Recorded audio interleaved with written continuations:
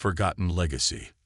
They thought we were weak, fragile, just another primitive species clinging to a dying planet. But they didn't understand what it means to be human. We don't break. We adapt. We survive. And when the galaxy came knocking, it wasn't ready for the answer. This is the story of how humanity changed everything.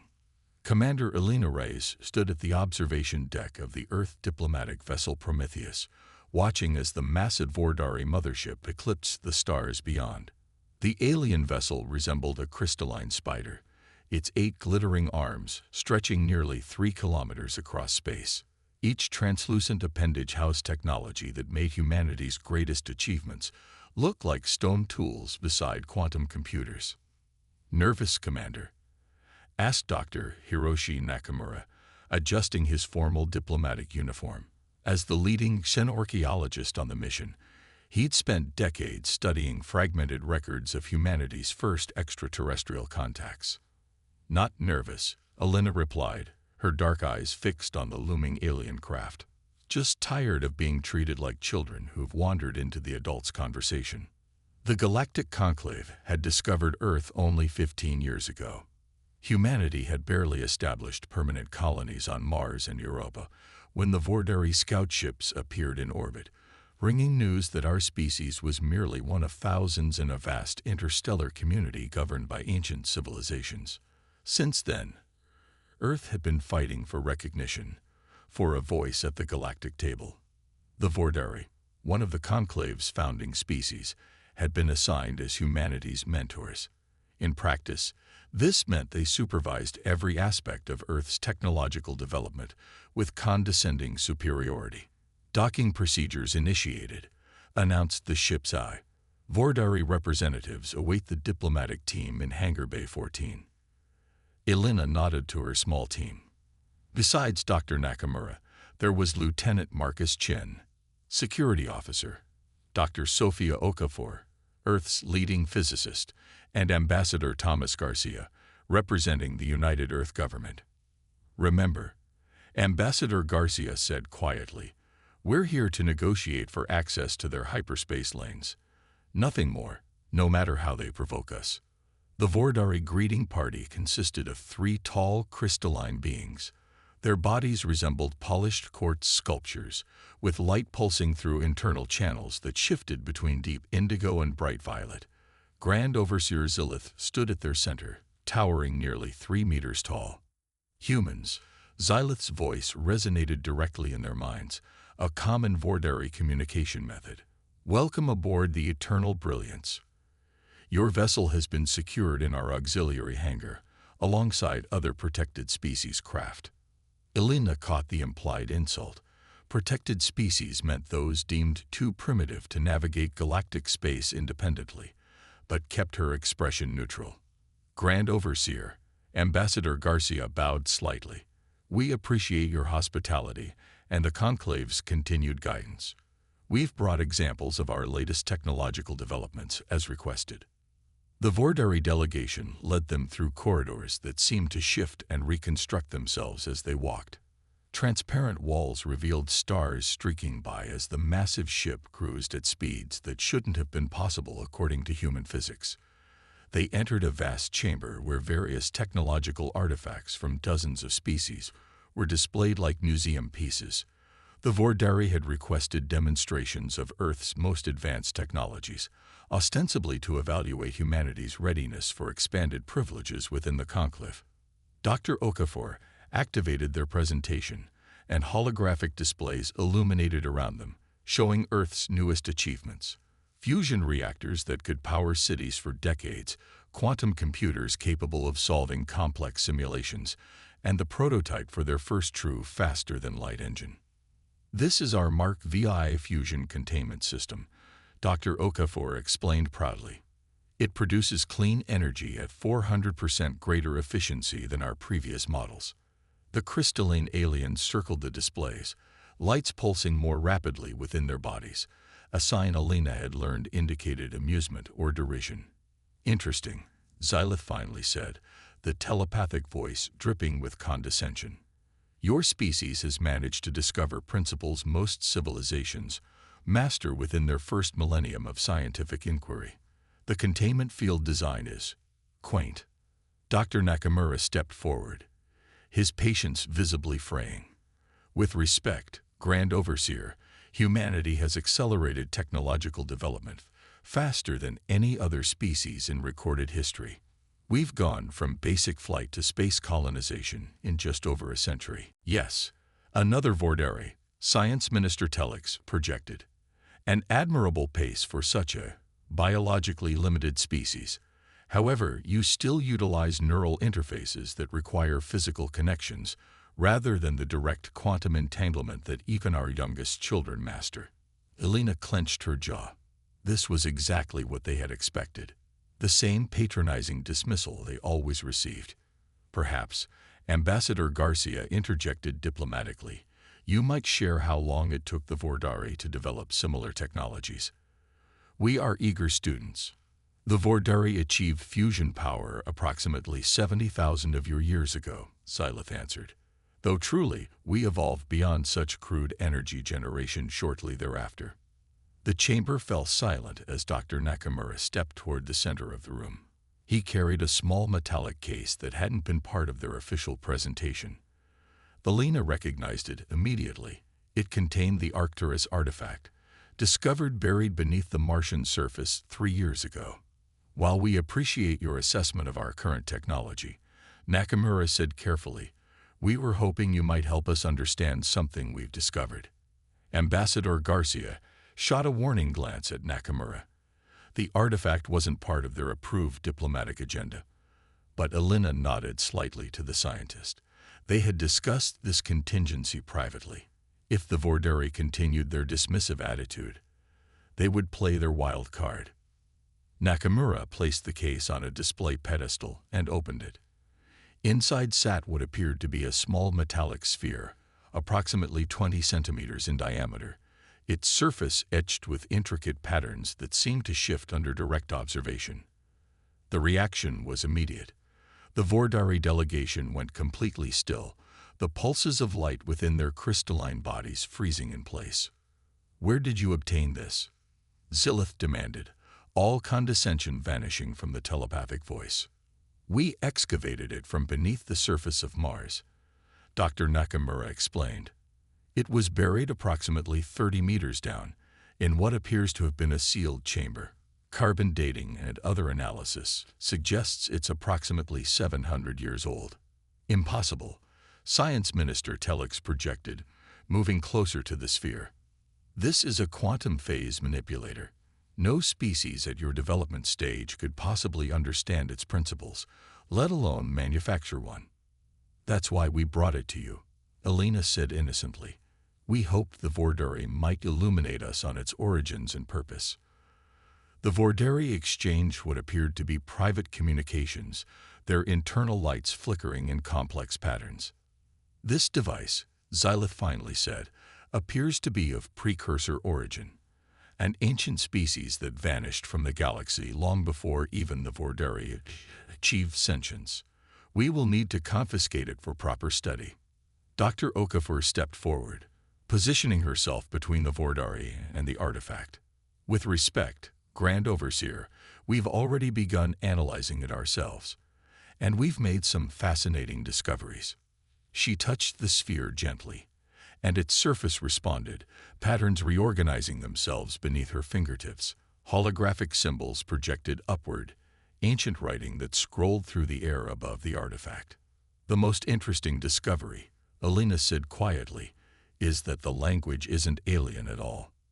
The sphere projected a three-dimensional star map of the galaxy, with thousands of points illuminated across its spiral arms. The map zoomed in on a familiar solar system, Earth's sun and its planets. It's human, Dr. Nakamura stated flatly. The language is Proto-Indo-European, an ancient human linguistic root, and the manufacturing techniques match metallurgical principles we've only recently rediscovered. The Vordari delegation's internal lights had shifted to a deep, alarming red. You're suggesting, Xylith projected slowly, that humans built this device. 7 centuries ago. Ambassador Garcia cleared his throat. We're not suggesting anything, Grand Overseer. We're stating a fact. This is human technology created long before your people found our primitive world. Lieutenant Chen activated a secondary display, showing scans of the artifact's internal structure. The quantum signature of the material is unmistakably consistent with Earth elements. And there's more. Dr. Okafor touched another section of the sphere, and it opened like a blooming flower, revealing an inner core that pulsed with energy that shouldn't have been possible from something dormant for 7 centuries. This device isn't just 700 years old, Dr. Okafor explained. It's damaged. It's operating at less than 3% of its original capacity. And yet, the energy readings we're getting exceed anything in our current technological capability. The implications hung in the air between them. If humans had built such devices 7 centuries ago, what had happened to that advanced civilization? And what did it mean for humanity's place in the conclave now? There's a reason we didn't bring this to your attention initially, Alina said, watching the Vordari closely. We wanted to understand what happened to us. Why a species that once possessed technology rivaling or exceeding your own suddenly found itself starting over.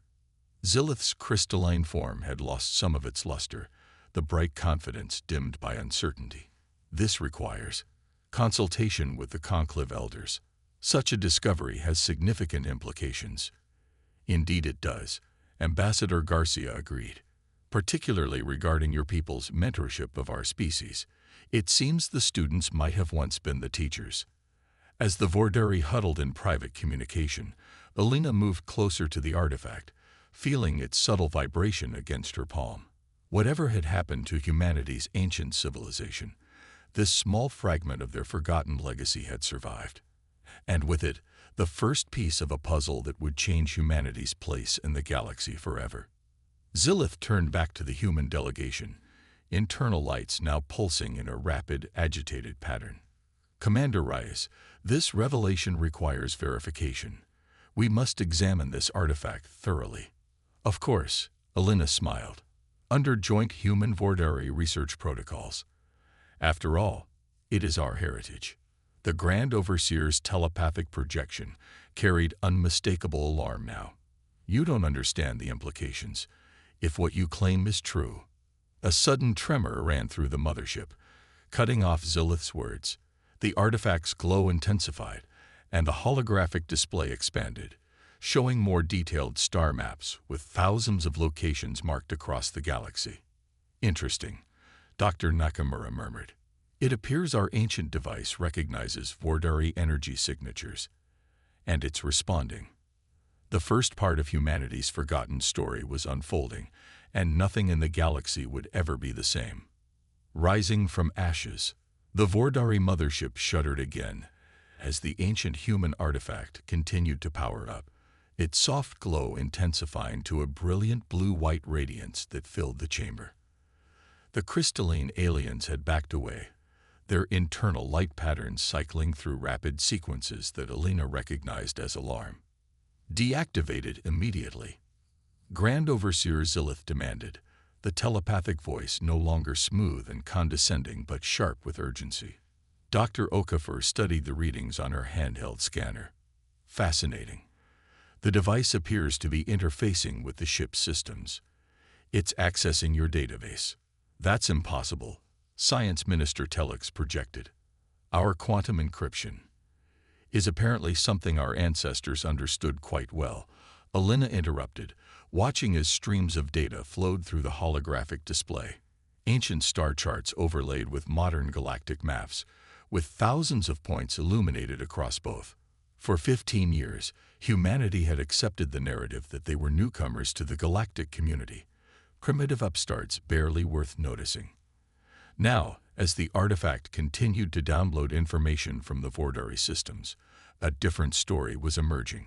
712 years ago, Dr. Nakamura said quietly, translating the scrolling information, human civilization spanned over 3,000 star systems.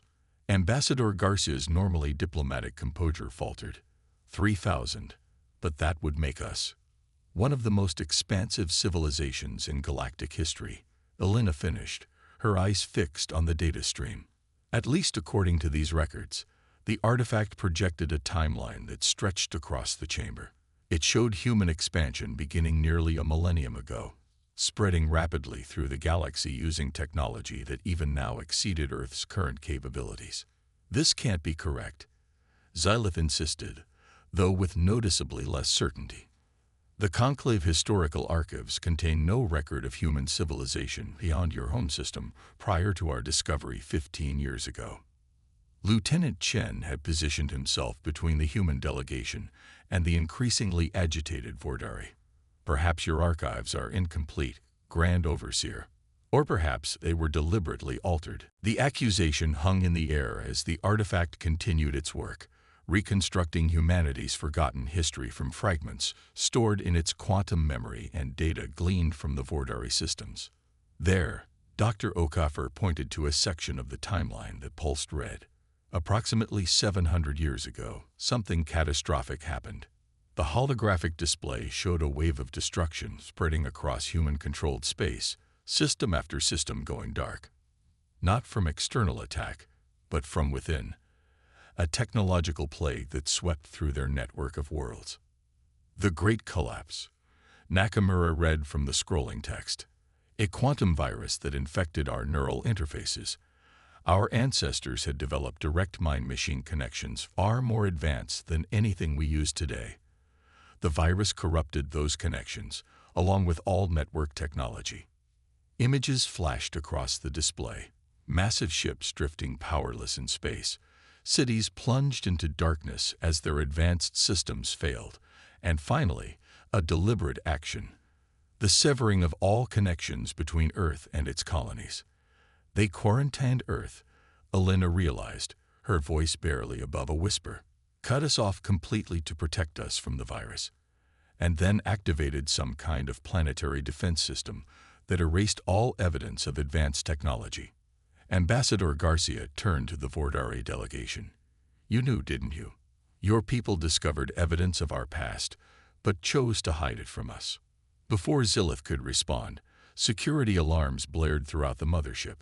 A squad of Vordari security forces materialized at the chamber's entrance, their crystalline forms configured into more aggressive shapes. By authority of the Conclave Security Directive, one announced, this artifact must be contained. All human personnel are to be detained pending investigation. Lieutenant Chen drew his sidearm, a simple projectile weapon the Vordari had permitted as a ceremonial device, believing it too primitive to pose any threat. I don't think so. Elena raised her hand, signaling Chen to hold position. This is unnecessary, Grand Overseer. We came here in peace, seeking truth and cooperation. The truth, Xylith projected coldly, is that some knowledge is too dangerous to be unconstrained. The technology your ancestors wielded nearly destroyed this galaxy once before. The Conclave was formed in the aftermath of that destruction. Dr. Nakamura's eyes widened with realization. The precursors. You told us they were an ancient species that vanished mysteriously. But they weren't aliens at all, were they? The precursors were humans. The chamber fell silent as the implications sank in. Humanity hadn't just been a significant galactic power. They had been the dominant civilization, the species that came before all others, whose technology still formed the foundation of the Conclave's most advanced systems. Xylith's internal lights dimmed to a dark purple. The Conclave Council determined that humanity must be guided carefully. Your species' potential for both creation and destruction exceeds all others we have encountered.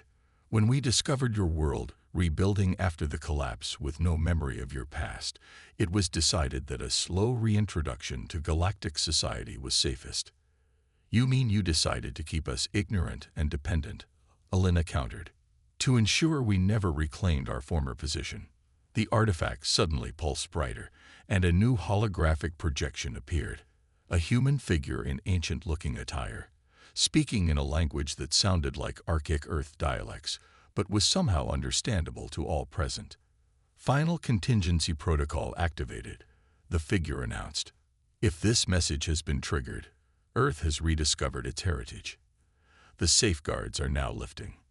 A wave of energy emanated from the sphere, harmless to the humans, but causing the Vordari to recoil in apparent pain, their crystalline forms resonating at an uncomfortable frequency. "What's happening?" Ambassador Garcia demanded. Dr. Okafor checked her readings. "The device is transmitting a signal, incredibly powerful and focused. It's being directed everywhere, to every corner of the galaxy." The holographic figure continued. "To those who guard our sleeping world, your stewardship is acknowledged, but no longer required. To our descendants, we sealed away our knowledge to protect you from our mistakes. The quantum plague destroyed our civilization, but could not erase our legacy entirely. Scattered throughout the stars are catches like this one, waiting for humanity to rise again." Elena felt a strange resonance within herself, as if some ancient genetic memory was awakening. Around her, she could see the same recognition dawning on the faces of her team. "We didn't lose our technology," she said slowly. "We sacrificed it, deliberately destroyed our own civilization to stop the plague from spreading further." The Vordari security forces had fallen back, unable to approach the artifact as its energy field expanded. Zilith's towering form seemed diminished somehow, the once imposing alien now regarding the humans with what could only be described as apprehension. "You don't understand what you're unleashing," the Grand Overseer projected. "Your ancestors' technology was built on principles that transcend conventional physics. They could manipulate reality itself." Lieutenant Chen smiled grimly. "And you've been terrified of us remembering how to do it again." The artifact's signal reached its peak intensity and then suddenly stopped. For a moment, nothing happened. Then, throughout the massive Vordari mothership, systems began to respond to new commands, human commands. "It appears," Dr. Okafor said, studying her scanner with amazement, "that our ancestors left backdoors in all advanced technology derived from their original designs, including Vordari ships." Ambassador Garcia stepped forward, his diplomatic training asserting itself even in this extraordinary moment. "Grand Overseer, I suggest we renegotiate the terms of Earth's membership in the Conclave. Immediately." Across the galaxy, on thousands of worlds, similar artifacts were awakening, responding to the signal. On Earth itself, buried deep beneath ancient monuments and forgotten ruins, vast machines were stirring to life, preparing to restore what had been deliberately hidden. "You should know," Elena told the Vordari, "that we have no interest in domination or revenge. Whatever caused our ancestors to fall, we've learned from their absence. Humanity rebuilt itself from ashes without the technology that made life easy. We rediscovered our strength, our resilience." The holographic figure from the artifact had one final message. "Remember that technology without wisdom destroyed us once. Let your hearts guide your minds as you reclaim the stars." 6 months later, Elena stood on the observation deck of the newly commissioned Earth vessel Renaissance, watching as ships from a dozen alien civilizations orbited Earth in peaceful delegation. The awakening of humanity's legacy had sent shockwaves through the galactic community, fundamentally altering the balance of power. The Conclave, no longer dominated by the Vordari and their allies, had been reformed as an equal partnership of species. Earth had regained access to some of its ancestors' technology, not all at once, but carefully, guided by the wisdom of hard lessons learned. "Commander," Dr. Nakamura approached, holding a data tablet. "The expedition to Alpha Centauri has found another cache. This one contains complete schematics for the dimensional fold drives our ancestors used." Elena nodded thoughtfully. "Have them transmitted back with full security protocols. We're not rushing this time." On the main view screen, a message from the Vordari diplomatic corps awaited her attention. Their once condescending tone had given way to careful respect. Not out of fear, though there was certainly that among some species, but from genuine recognition that humanity's approach to reclaiming their heritage showed remarkable restraint and wisdom. "You know," Nakamura said, gazing out at the stars, Our ancestors could have left weapons, could have programmed their artifacts to seek revenge. Instead, they left us knowledge, waiting until we were mature enough to find it. Helena smiled. Perhaps that's the real legacy they wanted us to discover, not the technology itself, but the understanding of when and how to use it. The Renaissance engines hummed with power as they prepared to depart Earth orbit, heading for the first diplomatic mission to the Vordari homeworld. Not as supplicants or students, but as equals with much to share and learn. Humanity had risen from the ashes of its forgotten past, but this time they carried with them not just the power of their ancestors, but the wisdom earned through rebuilding their civilization from scratch, a combination that made them something new and perhaps greater than they had ever been before. As the ship accelerated toward the stars, Alina knew that the galaxy was watching, and for the first time in 7 centuries, humanity was ready to show them exactly what it meant to be human.